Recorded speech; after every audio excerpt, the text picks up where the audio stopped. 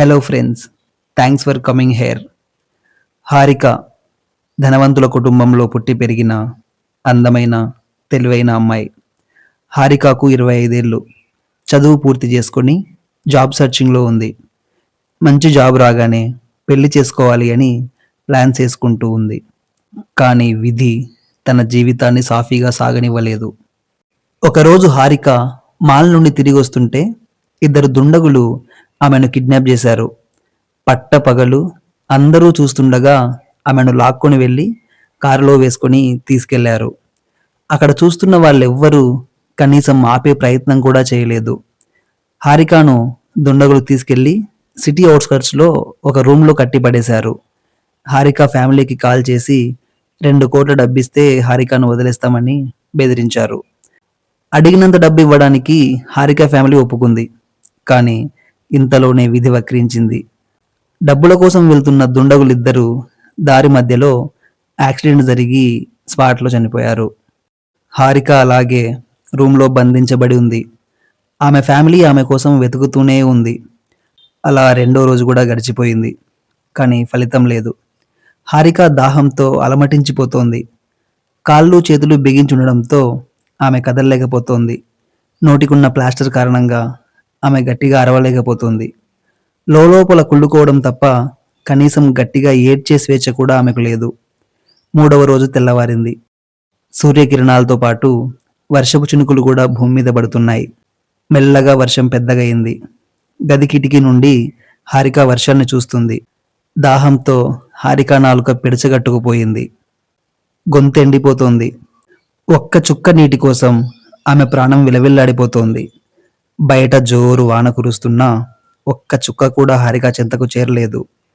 ఆ జోరు వానలో దారుణమైన దాహంతో హారిక తుదిశ్వాస విడిచింది. ఆ రాత్రి అందమైన హారిక కాస్త అసంతృప్త ఆత్మగా మారింది. దాహంతో రగిలిపోయే మోహిని పిశాచంగా మారింది.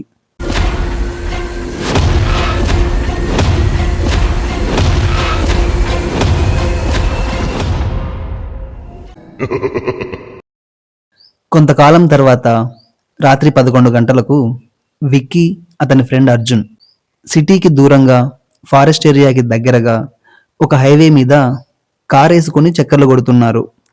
ఇద్దరూ కాస్త తాగున్నారు. సరదాగా మ్యూజిక్ పెట్టుకొని కేకలు ఈలలు వేసుకుంటూ తిరుగుతున్నారు.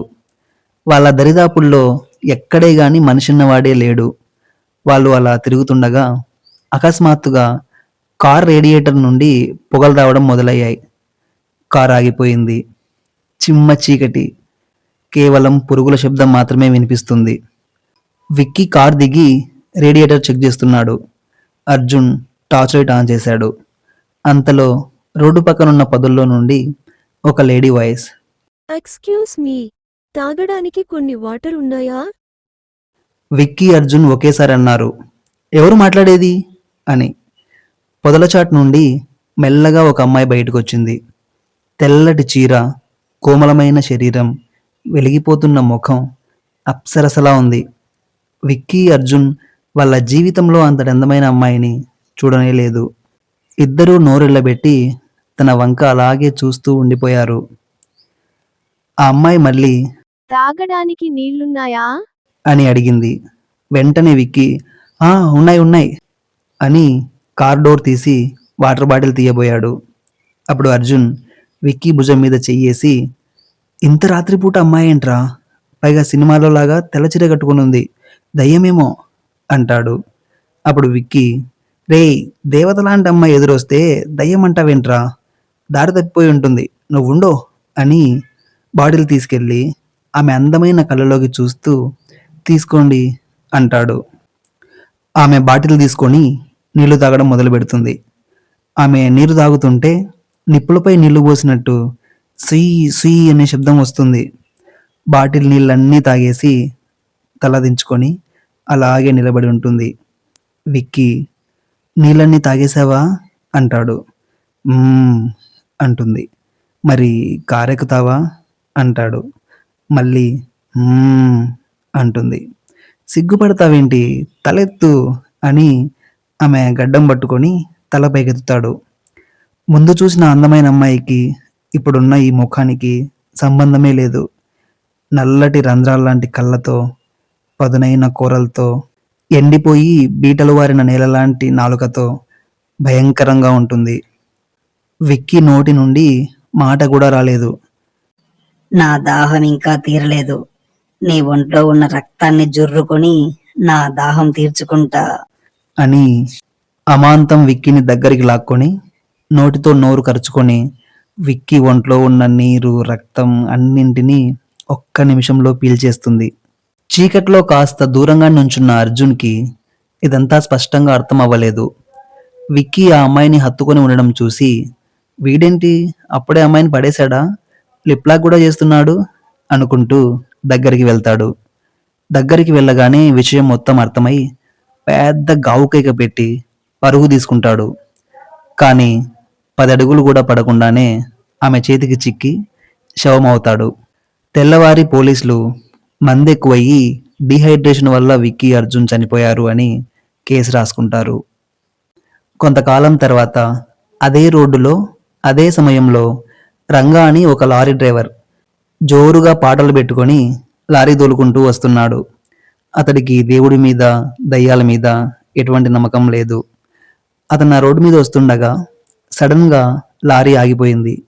ఈ టైంలో లారీ ఆగిపోవడం ఏంట్రా అని చిరాగ్గా లారీ దిగాడు. ఏమైందా అని చూస్తుంటే అతని వెనుక నుండి అదే మృదువైన లేడీ వాయిస్ ఎక్స్క్యూజ్ మీ, తాగడానికి కొన్ని వాటర్ ఉన్నాయా? అని అడుగుతుంది. ఆమెను చూడగానే రంగా అద్భుతాశ్చర్యానికి గురవుతాడు. లారీ ఆగిపోగానే టైం బ్యాడ్ అనుకున్నా గానీ ఈ లారీ ఇక్కడ నా కోసమే ఆగినట్టుంది అని మనసులో అనుకొని, నీళ్లు కావాలా, ఉండు తెస్తా అని లారీ ఎక్కి పెద్ద వాటర్ బాటిల్ తెస్తాడు. ఆమె ఒళ్ళునంతా కింద మీదకు చూస్తూ వాటర్ బాటిల్ ఇస్తాడు. ఆమె లటుక్కున బాటిల్ తీసుకొని గడగడగడ నీరు తాగుతుంటే ఆ శబ్దం లారీ ఇంజిన్ శబ్దంలా వినిపిస్తూ ఉంటుంది. తొందరపడకు పాప, మెల్లగా దాగు అని రంగా కొంచెం చనువు తీసుకొని ఆమె భుజంపై చెయ్యేసి నిమురుతూ ఉంటాడు. అంతే, ఆమె బాటిల్ ఖాళీ చేసి కిందేస్తుంది. నీరు, ఇంకా నీరు అంటుంది. నీళ్ళన్నీ తాగేసావా? అరేరే, నీళ్ళు ఇంక అయిపోయాయి పాప, ముందు లారీ ఎక్కు, కొద్ది దూరం వెళ్ళాక ఎక్కడైనా నీళ్లు దొరుకుతాయి అంటాడు. ఆమె కోపంగా గంభీరమైన గొంతుతో ఇప్పుడే నీరు కావాలి అంటుంది. రంగా కొంచెం వెనక్కి సర్దుకుంటాడు. చూస్తే ఆమె ముఖమంతా రక్తంతో, జిగట జిగట చర్మంతో అతి దారుణంగా కనిపిస్తుంది. రంగా గుడ్లు వెళ్ళబెడతాడు. గట్టిగా కేక వేయబోయే లోపే అమాంతం ఆమె రంగాని హత్తుకొని ఒంట్లోని రక్తం, నీరు మొత్తం పీల్చేసి ఎండిపోయిన మొద్దులా అతని శరీరాన్ని మార్చి అక్కడే పడేస్తుంది. ఆ ప్లేస్లో విక్కీ, అర్జున్, రంగా మాత్రమే కాదు, ఇంకా 12 మంది అదే రీతిలో చనిపోతారు. విషయం సీరియస్గా తీసుకున్న పోలీసులు అసలు ఏమవుతుందా అని డీప్గా ఆ కేసును ఇన్వెస్టిగేట్ చేస్తారు. అదే సమయంలో హారిక కిడ్నాప్ మిస్టరీని కూడా స్పీడ్గా ఇన్వెస్టిగేషన్ చేస్తారు. కొంతకాలానికి ఒక రూమ్లో ఎండిపోయిన హారిక శవం కుర్చీ మీద కట్టేయబడి కనిపిస్తుంది. షాకింగ్ విషయం ఏంటంటే హారిక కిడ్నాప్ కేసుకు సంబంధించి ఆమెను ఎవరు, ఎలా కిడ్నాప్ చేశారు అని సీసీటీవీ ఫుటేజ్ చూస్తుంటే ఆమెను దుండగులు లాక్కెళ్తున్నప్పుడు ఆపకుండా చూస్తూ నిలబడిన జనాల్లో ఈ రోడ్డు పక్కన చనిపోయిన 12 మంది కూడా కనిపిస్తారు. అంటే ఆమెను రక్షించకుండా చోద్యం చూస్తూ నిలబడిన వారిపైన ఆమె ఆత్మ పగబట్టిందా అని కొందరికి అనుమానం వస్తుంది. ఆ అనుమానం నిజమయ్యేలా 12 మంది తర్వాత కూడా మాల్ దగ్గర నిలబడి ఆమె కిడ్నాప్ను తిలకించిన వారు ఒక్కొక్కరుగా చనిపోతున్నారు. పోస్టుమార్టంలో అందరూ డీహైడ్రేషన్ వల్ల చనిపోయారు అన్నట్లు రిపోర్ట్స్ వస్తున్నాయి. హారిక కిడ్నాప్ని దాదాపు 50 మంది నిలబడి చూశారు. అంటే ఆ 50 మంది పరిస్థితి అంతేనా?